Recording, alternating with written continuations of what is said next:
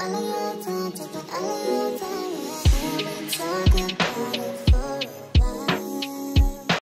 trendies and trendsetters. Oh man, let's get started. Okay, we're going to start from the top with the scene of when Stormi is setting up her booth area. And we're just going to name all the times that these multi-millionaires, I'm air quoting, were unprepared, didn't communicate properly.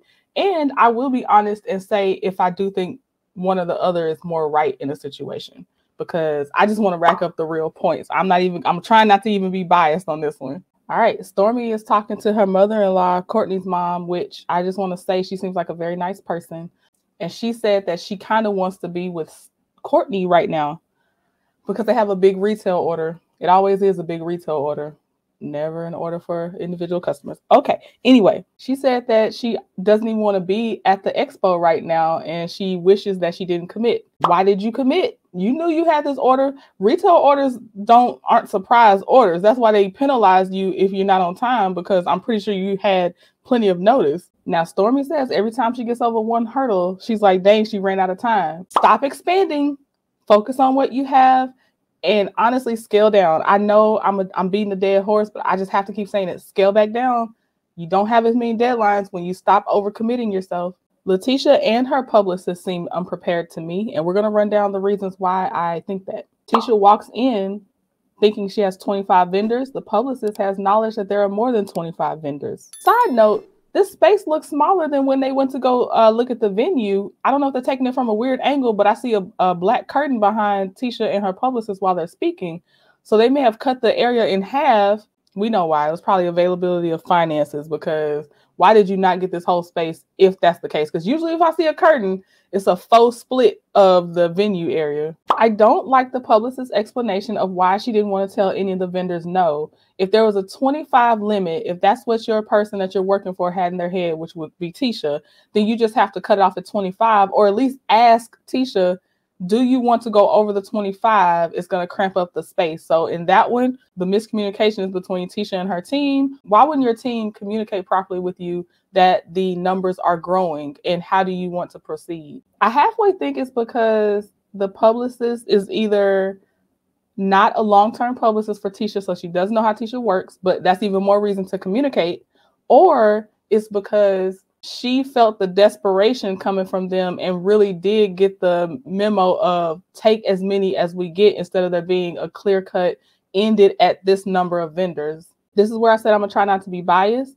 Yes, I think the proper approach for the publicist would have been, okay, good, there is a demand. I'm turning them away because they're really going to want to come next time, seeing how big it can be.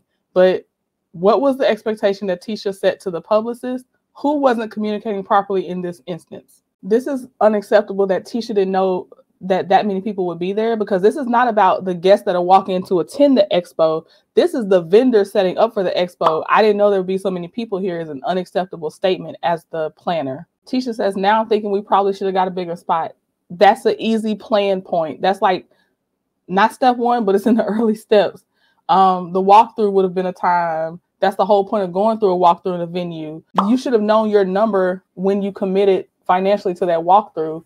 You should have had your vendor cap locked in at least. I do wish that Stormi was a better person, because I'm about to compliment something. I think that when I thought of expo, definitely, I'm thinking make your area pop and stand out. So I do think that what she had in mind is what the expo should have been like for all the vendors.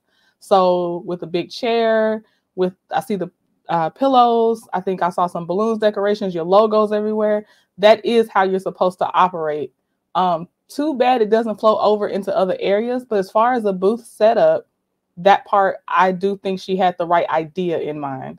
Okay, the points on this one are going to go to Tisha and Stormi for being unprepared and not communicating properly. Stormi shouldn't have brought her items until she got a commitment of dimensions and space. I think she should have been getting that, and Tisha should have been readily giving that information. At least this is your limit of your space. The fact that Tisha tried to call it a stage is, I think, a way to try to take it off of her. But yes, no, this is what a vendor should be producing, eye-catching setting, because you're trying to catch the attention of people walking by. And, you know, if you're thinking it's going to be a good event, you know you're going to have visual competition. So calling it a stage seems like a weird, shady moment. Because Tisha is basically insecure about the size being taken up by Stormi's area. If Stormi didn't get the dimensions, y'all know the other vendors didn't get the dimensions either. Poor planning on Tisha's part as well. And now Tisha is telling Stormi 25 vendors after the fact, but we just already saw you talk to your publicist. It's going to be more than 25. That's the issue with, and why she's trying to rearrange this room again. To not even tell Stormi that it was going to be a table instead of a booth is a mess up on Tisha's part. Stormi, it is also, again, a mess up on your part, but lesser, because you are expecting someone to be on their game about how the space will be set up. So if they said booth, I understand you thought booth. You still needed the dimensions, because a booth can be small or big, and that's relative on what small and big is. But a table is very much more specific and gives a whole different idea of what a space is going to look like. So Tisha, you should have said that. I don't even know if Tisha knew it was going to be tables, though. I think she's just even now flying by the seat of her pants, because again, we know she expected Mel to do her homework. I'm not even mad at Stormi for taking up the whole corner. I think Tisha should have set the boundaries by giving information. I think that flyer that she showed on her phone might have been the only thing that she sent out. Like, I don't even know if she did more than that, honestly, seeing how she's operated between that slide presentation, the bet on black stuff. Yeah, I think that flyer was it. Then they're supposed to have space for a 360 photo booth, which needs pretty good adequate space. I'm not saying they won't be able to fit it, but the way that they're already working things, it does seem like it's going to be a tight fit. And that's all I'll say, because I don't know their space set up like that. All right, here we go. A multi-millionaires question. Who's going to pay for the balloons, the little balloon setup that Tisha said was about $300 and something. And we're very, very worried about those balloons and who's going to pay for it. All right, millionaires. Now, I don't know what Maursau was supposed to get, but they played that little sound, that dramatic sound they'll play when someone says a little certain something. When she asked him, where's the stuff that he was supposed to bring? And he said it's coming, but they played that dramatic sound. So I don't know if he's going to keep up the commitment of whatever he was supposed to bring. So that's a maybe. That's a maybe point against them being prepared. I don't know if I do this, and I hope I don't, because I'm about to name it as a pet peeve. I don't like it when someone says we need to do, but they only mean you solely need to do something. So when Maursau was telling the publicist, we need to bring the projectors in, Maursau wasn't planning on going to lift up anything to bring it, as far as I could tell.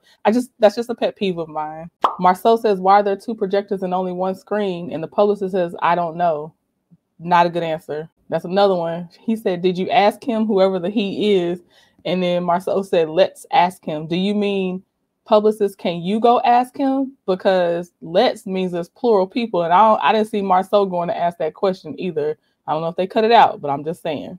And then Tisha is surprised at Maursau's energy, but Maursau is panicking at these expenses, Tisha, and then the unpreparedness. Although I don't know if this is one of those times, because if y'all have heard one of my older videos, I said I do think Maursau was trying to push Tisha to go ahead and be the face of something or be the front person on this. And she's failing. I just don't know his intention for why he did it, but you can tell he did let her handle most of the planning, because he's finding things out secondhand. I don't know if it would have been any better if he was in there too planning, because we've seen other works by them. So that's not what I'm saying. I'm just saying that it's crazy that I guess I'm saying it's crazy that Tisha is the one planning, and she's always wanted to be that boss and businesswoman, and this is falling apart at the seams. Here we go. When he said, did Stormi pay for a spot? This is what we all came to see.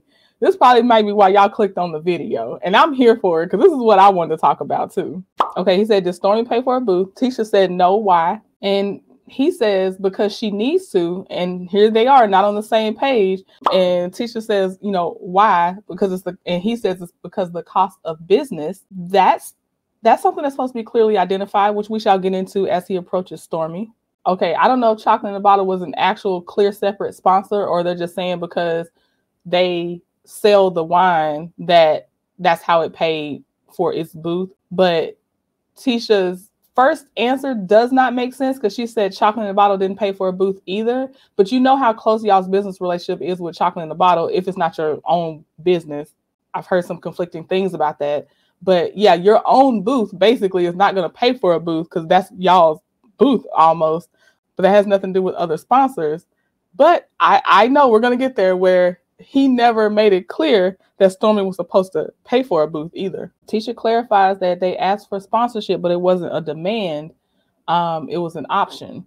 And they did not make it clear that there would be a demand for money for a booth area. Then they're not a united front. Maursau and Tisha are not a united front because now he tries to tell her, well, just collect the money. And she said no.